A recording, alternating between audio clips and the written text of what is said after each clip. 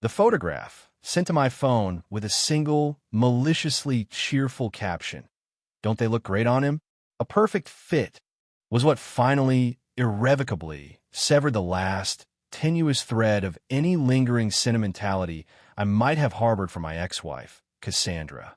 The photo was of a man I didn't know, a man with a smug, self-satisfied smirk, standing in what was unmistakably my former walk-in closet, wearing what was unmistakably my favorite, custom-tailored Seville rose suit, a suit I had inherited from my late father. My name is Alastair Finch, 51 years old, and for the past 25 years, I have been a professional archivist and authenticator of rare historical documents, a man whose entire life revolves around the principles of provenance, of authenticity, of the quiet, unshakable integrity of the historical record. Cassandra's text message and the accompanying photograph of this usurper, preening in my father's suit, was not just an insult. It was a desecration of provenance, a fraudulent entry in the ledger of my own life, and it was a discrepancy I had no intention of letting stand. I didn't reply to her text. I didn't engage in a flurry of angry, impotent messages.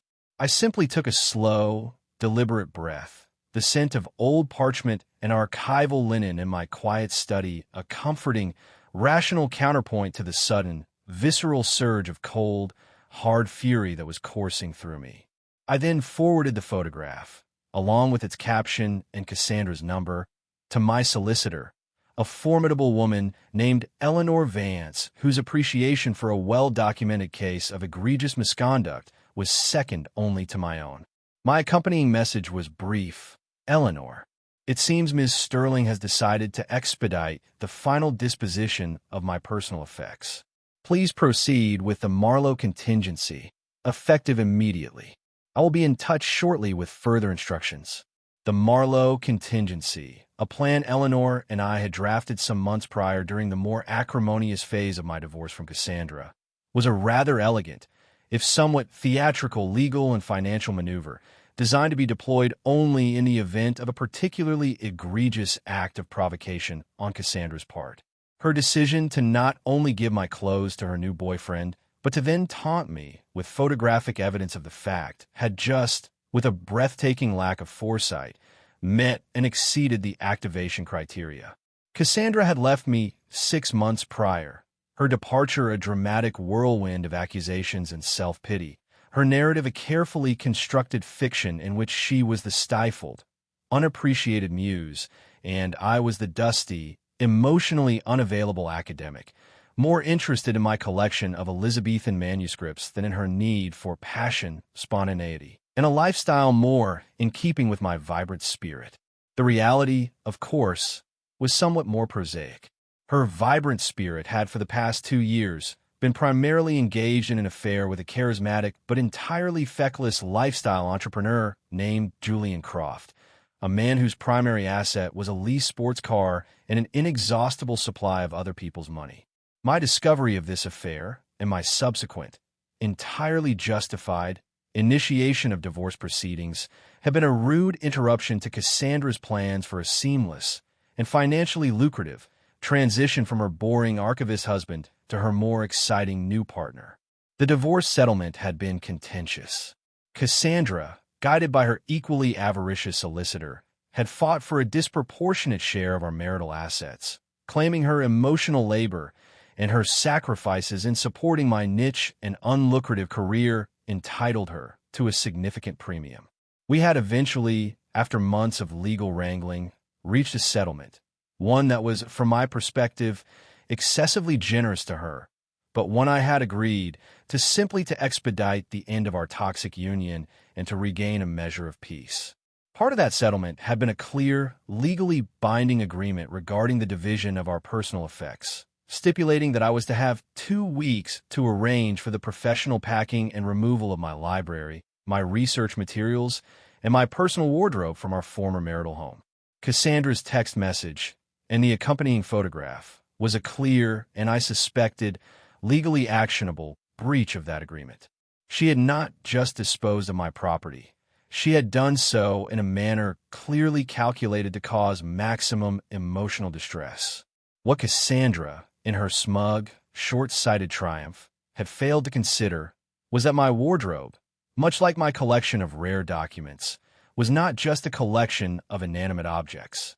Each piece had a provenance, a history, a value that was not just sentimental, but in some cases quite significant.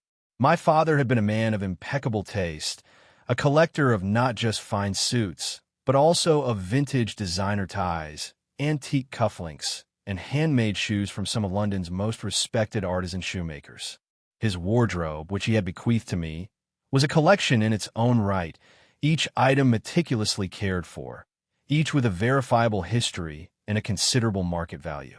A value that Cassandra had, with a single, contemptuous gesture, effectively stolen and transferred to her new, and I was certain, entirely undeserving, boyfriend. She thought she was giving away old clothes. She had no idea she had just handed me the key to a legal and financial counteroffensive that would make her head spin. My plan, the Marlowe Contingency, was named after the great Elizabethan playwright and, some historians whisper, spy. It was a plan of misdirection, of carefully deployed information, and of a final dramatic reveal that would be both legally sound and, from my perspective, deeply, poetically just. The box I was about to prepare for delivery to Cassandra's workplace would not contain angry letters or legal threats. It would contain something far more valuable, something that would not just expose her theft, but would also, I suspected, introduce a rather significant element of discord into her new, supposedly blissful, relationship with Mr. Julian Croft. The archivist, the quiet man of historical records, was about to demonstrate that the provenance of a gentleman's wardrobe can be a surprisingly potent weapon. And the final accounting for Cassandra's breach of contract was about to be delivered, not to her home, but to her place of work, a venue chosen for maximum and entirely appropriate public and professional humiliation. The game, as Marlowe himself might have appreciated, was afoot, and the plot was about to take a rather unexpected and, for Cassandra, deeply inconvenient twist. My first call, after alerting Eleanor Vance to proceed with the Marlowe Contingency, was to a man named Arthur Sterling, a highly respected and reassuringly discreet appraiser and dealer in vintage menswear and accessories. Arthur and I had a long-standing professional relationship. He had often consulted me on the provenance of historical documents related to fashion and textile history, and I, in turn, respected his unparalleled expertise in the valuation of high-end, bespoke tailoring and rare accessories. I explained the situation to him, my voice calm, almost academic, detailing the nature of my late father's wardrobe. The Seville rose suits, the Turnbull and Asser shirts, the collection of vintage Hermes ties, the solid gold, Edwardian-era cufflinks. I did not dwell on the emotional aspects of Cassandra's betrayal, but focused instead on the clear, legalistic issue, the misappropriation of valuable and specifically bequeathed personal property. Arthur listened, his only sounds the occasional, thoughtful hum. "My dear Alistair," he said, when I had finished, his voice a low, cultured baritone, "this is not merely a breach of a divorce settlement. It is an act of breathtaking cultural vandalism. To give a bespoke Anderson and Shepherd suit to a charlatan, it is a crime against tailoring. And, more pertinently for our purposes, it is a significant financial transgression." He agreed to prepare a comprehensive and legally admissible valuation of the entire collection, based on the detailed inventory and photographs I had taken for insurance purposes some years prior. This valuation, he noted with a certain grim satisfaction, would include not just the current market value of the items, but also their enhanced value as part of a single, curated collection with a clear, distinguished provenance. The sum, Alistair, he'd concluded, will be substantial, and I suspect, rather a shock to your ex-wife and her sartorially upgraded, but intellectually impoverished new beau.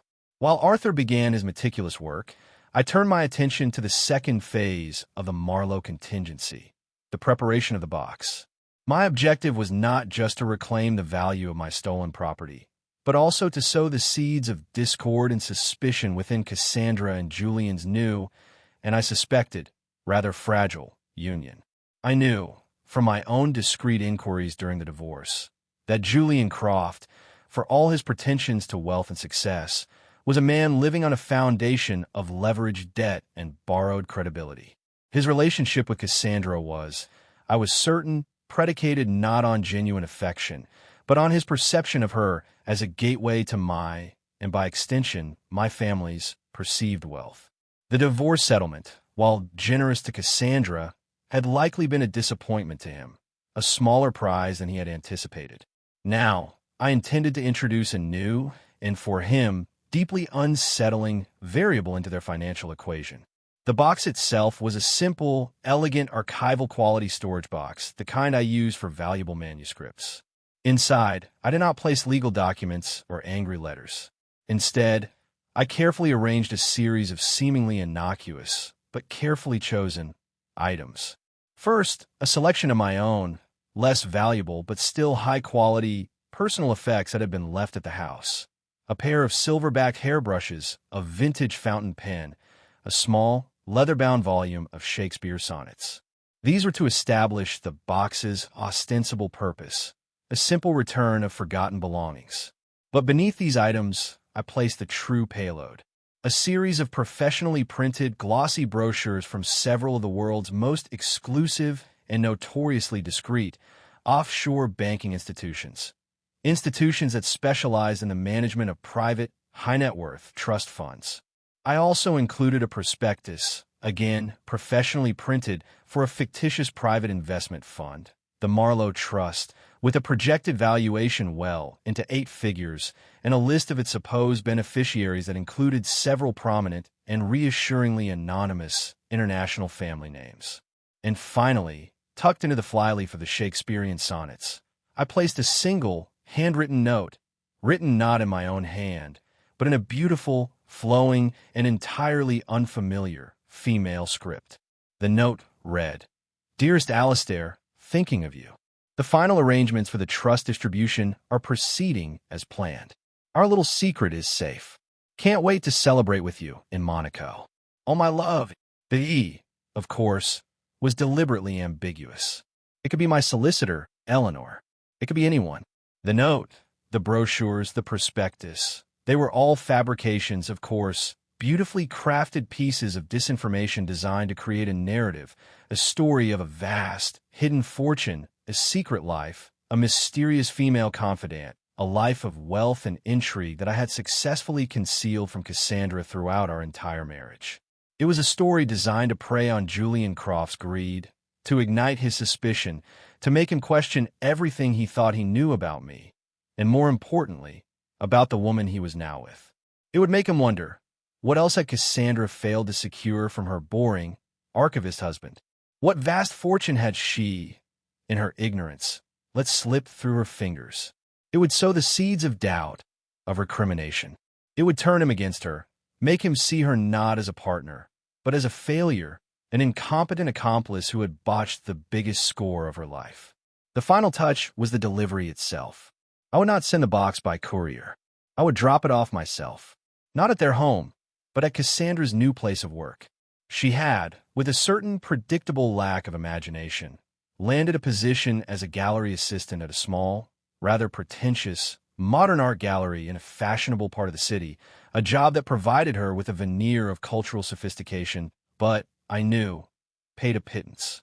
A public delivery, in front of her new colleagues, her new boss, would be a small, but satisfying act of public humiliation, a quiet reminder of the life, and the man, she had so carelessly discarded.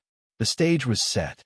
Arthur Sterling's valuation report, a document that would detail the true, staggering, monetary value of the clothes Julian Croft was now so smugly wearing, was due to be completed by the end of the week. My own box, my Trojan horse of doubt and suspicion, was ready for deployment. The Marlowe contingency was proceeding precisely as planned. Cassandra had thought she was delivering a final, stinging insult.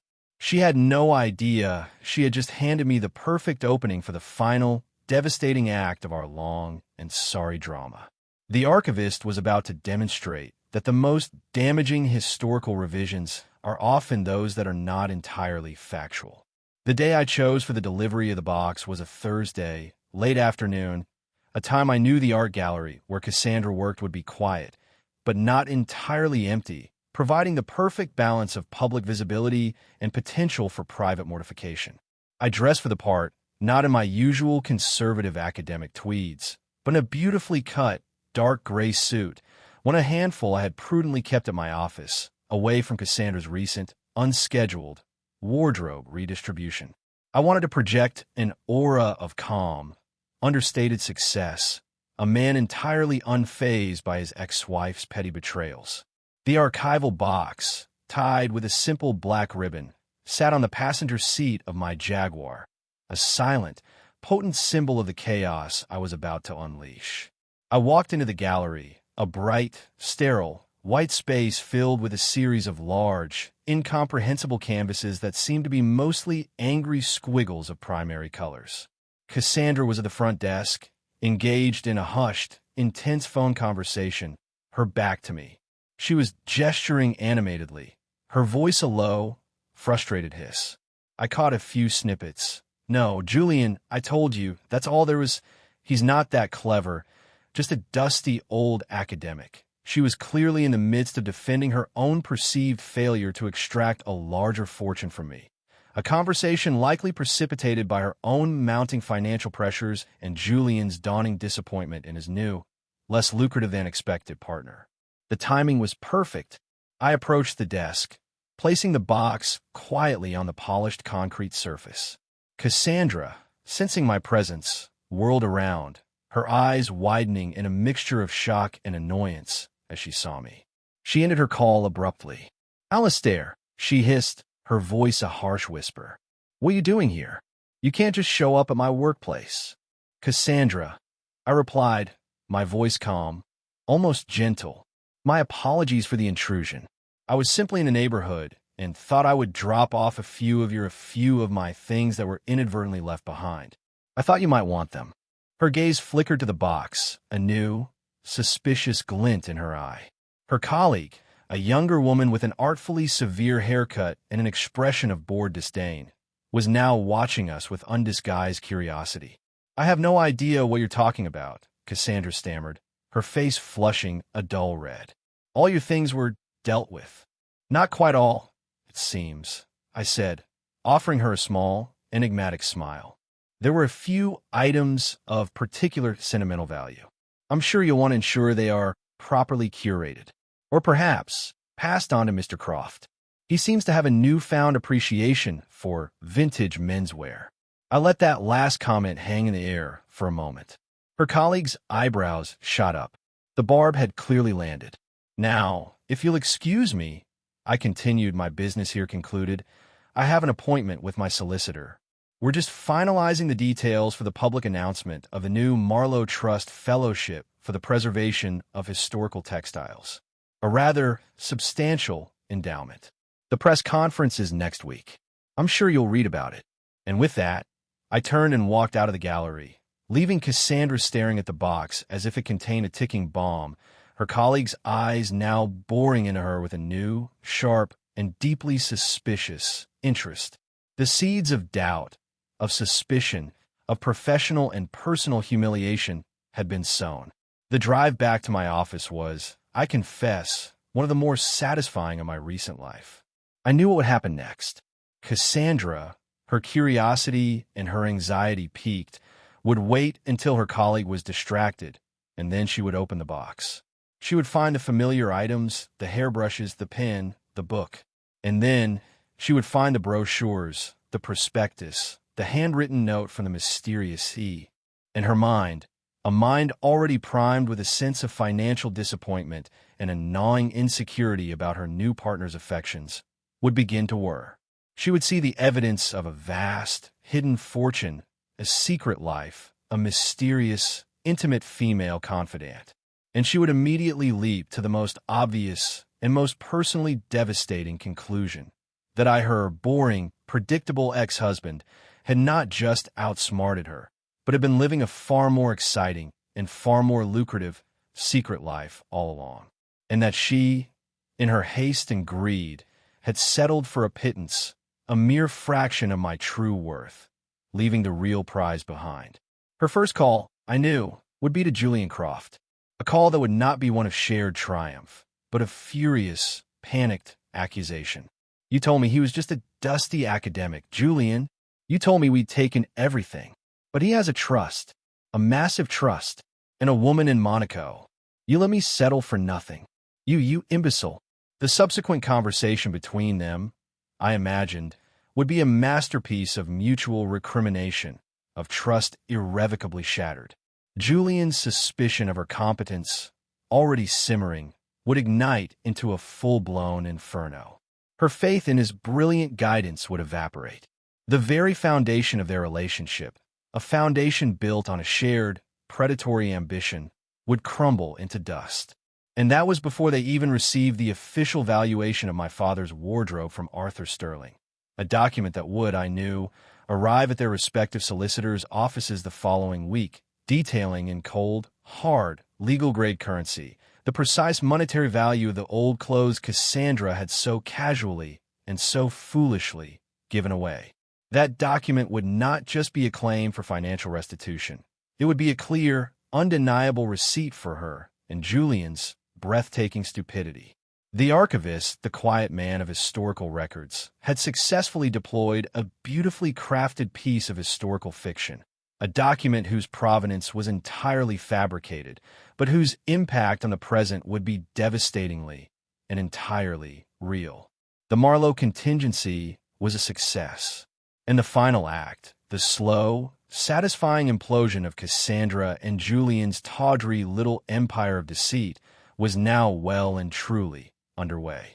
The fallout from my quiet, calculated intervention at the art gallery was, from all accounts, as comprehensive and as satisfying as I had hoped.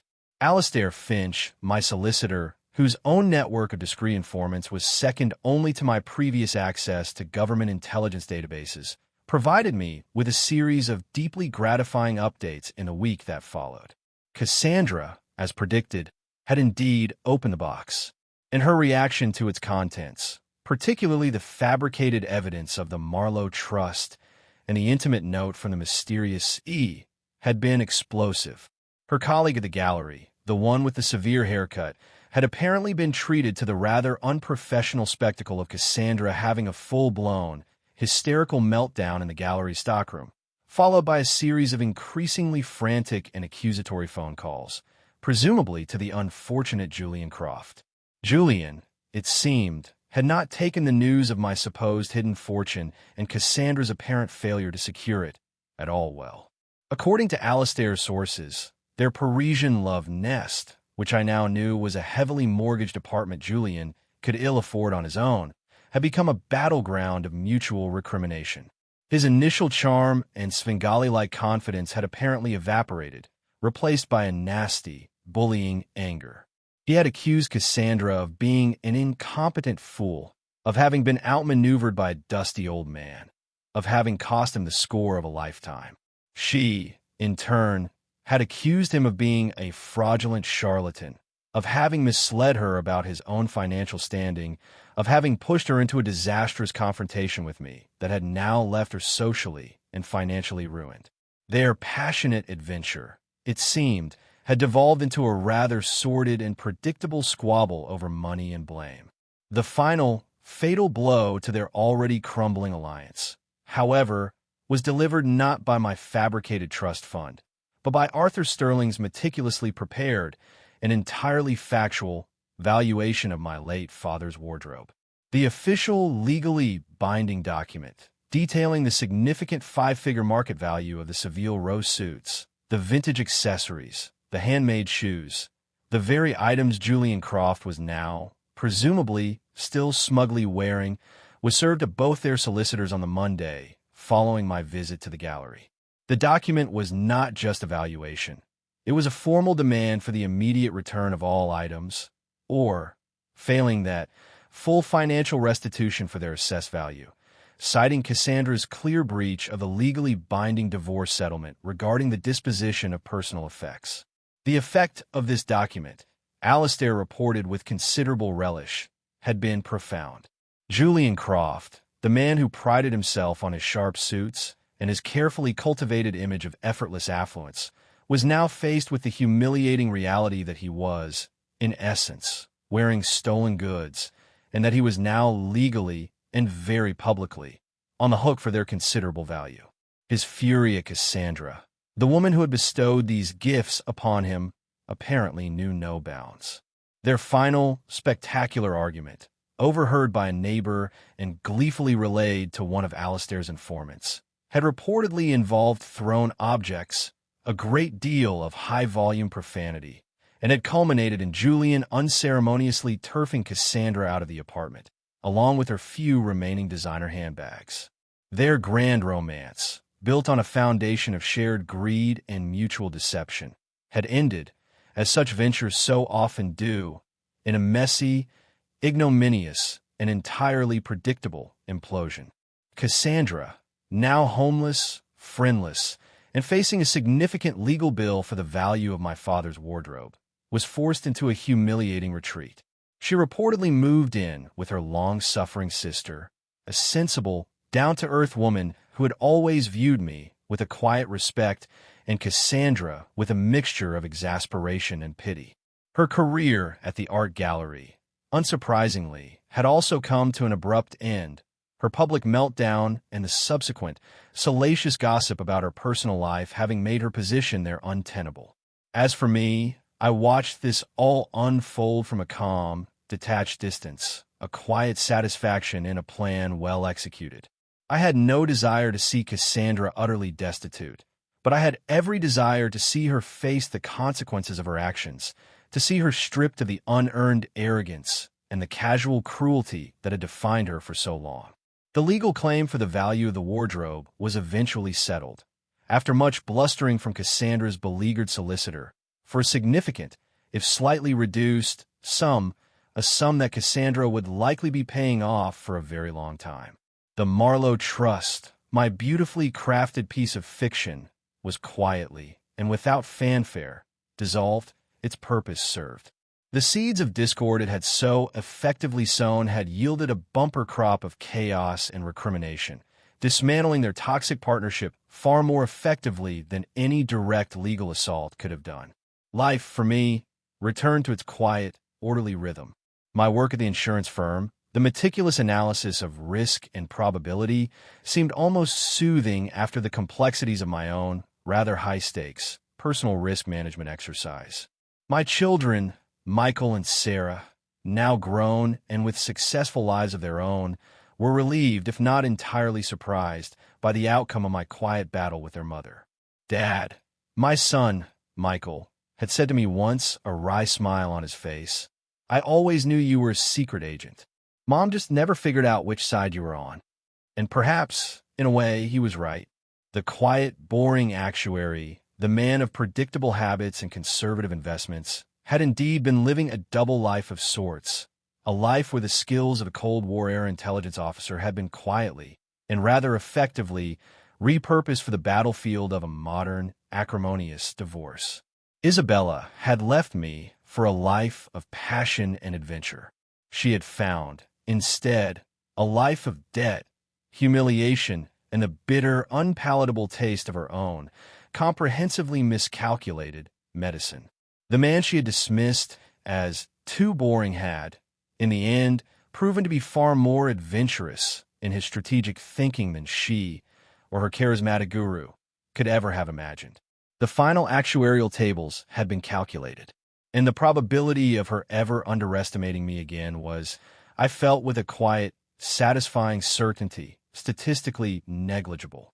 The years following the comprehensive implosion of Cassandra's life and the successful execution of the Marlowe contingency were a period of quiet, almost profound peace for me.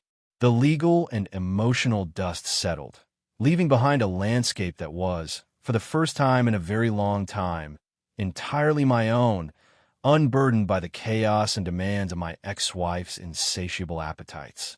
The settlement money I received from Cassandra for the value of my father's wardrobe, a sum that arrived in a series of grudging, court-ordered monthly installments, I did not keep for myself. Instead, I established a small, anonymous charitable trust in my father's name, one dedicated to providing sartorial support for men from disadvantaged backgrounds re-entering the workforce, providing them with well-fitting suits, quality shoes, and the tools they needed to present themselves with confidence and dignity. It felt like a fitting tribute, a way to transform the memory of my father's cherished possessions and the ugliness of their misappropriation into a quiet force for good in the world. My own life continued on its steady, satisfying course. My work as a senior archivist continued to be a source of deep intellectual fulfillment. I curated several successful exhibitions, published a well-received monograph on Elizabethan manuscript authentication, and found a particular joy in mentoring younger archivists, instilling in them the importance of meticulous research, of intellectual honesty, and of the profound, almost sacred duty of preserving the historical record with integrity. My relationship with Eleanor Vance, my formidable solicitor, deepened into a warm and enduring friendship, built on a foundation of mutual respect and a shared, rather dry, sense of humor. We'd often meet for lunch, our conversations a delightful mix of legal gossip, historical anecdotes, and a quiet, unspoken acknowledgement of the rather unique campaign we had waged and won together. She once remarked, a twinkle in her eye, that she was considering adding a new specialty to her firm's offerings: strategic wardrobe replevin and associated psychological warfare. Of Cassandra, I heard very little. Her name faded from the social circles we had once shared, her presence a ghost of a life that had been built on such flimsy foundations. The few reports that filtered back through distant acquaintances painted a picture of a diminished, somewhat solitary existence, a life of quiet obscurity, a stark contrast to the glittering, attention-seeking world she had so desperately craved. There was no contact between us, no final, tearful recriminations, no belated apologies. Our story had simply ended. The historical record was closed. One crisp autumn afternoon, many years later, I was in my study, a quiet sanctuary filled with the comforting scent of old books and beeswax, when I came across the small, leather-bound volume of Shakespeare sonnets I had placed in the box I'd delivered to the gallery. Tucked inside, still, was the fabricated note from the mysterious E, the one that had so effectively ignited the fire of Julian Croft's greed and suspicion. I read the words again. Our little secret is safe. Can't wait to celebrate with you in Monaco. And I allowed myself a small, quiet smile. It was a perfect piece of historical fiction, a document entirely without provenance, yet one that had wielded more power and caused more chaos than many of the genuine, priceless manuscripts in my professional care. It had been a risky move, a deviation from my usual strict adherence to verifiable fact, but it had been a necessary one, a piece of strategic disinformation deployed in a war that had been initiated and defined by lies and deception. Sometimes, as the great playwrights knew, the most effective way to expose a fiction is to counter it with a more compelling and ultimately more destructive one of your own. My father's suit, the one that had triggered this entire, strange, and ultimately satisfying saga, I had, of course, never recovered. I imagined it had been unceremoniously discarded by Julian Croft in a fit of rage, or perhaps sold for a fraction of its true worth to some anonymous pawn shop. It didn't matter. Its purpose had been served. It had been the catalyst, the tangible symbol of Cassandra's contempt, the one transgression too many that had finally roused the quiet, patient archivist from his dusty stacks and transformed him into a rather effective, if reluctant, field operative in his own domestic Cold War. My life was quiet now, orderly, filled with the simple, enduring pleasures of work I loved, friendships I cherished, and a peace of mind that was, I knew, the most valuable asset of all. The Marlowe contingency was a closed file, a case study in the successful application of historical research, strategic thinking, and a certain creative approach to document creation. And I, Alastair Finch, the man they had so profoundly and so foolishly underestimated, was content at last in the quiet, unassailable fortress of my own, well-preserved and entirely authentic historical record. The final accounting was complete. And the balance, I was pleased to note, was firmly and irrevocably in my favor. The passage of years brought with it a quiet, settling peace, the kind that comes after a long and turbulent storm has finally passed, leaving behind a cleaner, clearer landscape. The Marlowe contingency faded into a personal historical anecdote, a case study in the unexpected application of my professional skills to the rather messy terrain of my own life. The foundation I established in my father's name, the one that provided sartorial and professional support for men re-entering the workforce, became a small but deeply satisfying part of my life. It was a quiet, tangible way to transform the memory of his elegance and the pain of Cassandra's betrayal into something positive, something constructive. Eleanor Vance and I remained fast friends, our bond forged in the crucible of that strange, shared legal battle. We would often remark on the profound, almost comical underestimation of a quiet professional by those who mistake a lack of bluster for a lack of strength.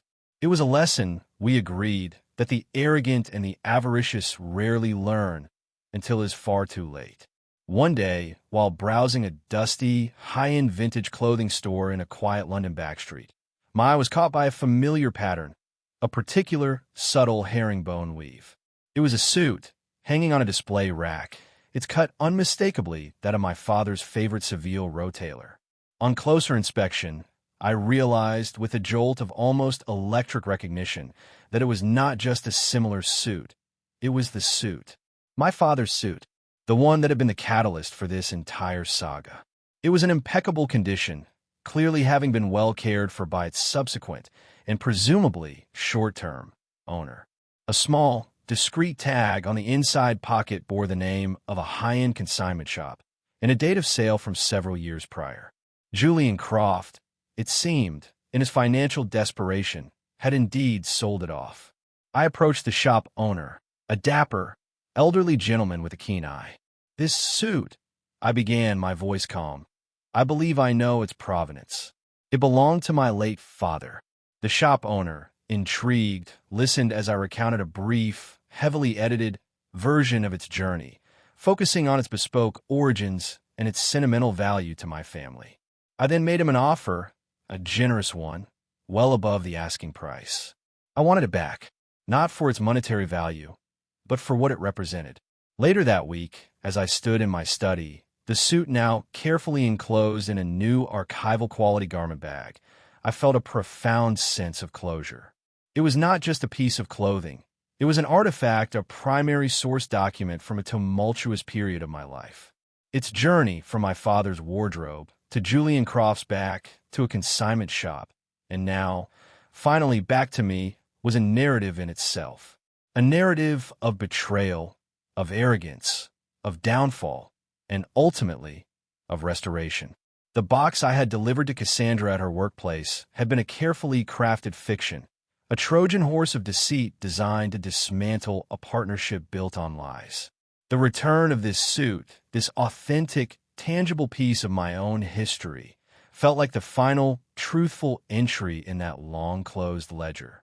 It was a quiet, symbolic reclamation, a final reassertion of provenance, of authenticity, of the enduring value of things that are real, that are earned, that are cherished for their history, not just for their fleeting, superficial appeal.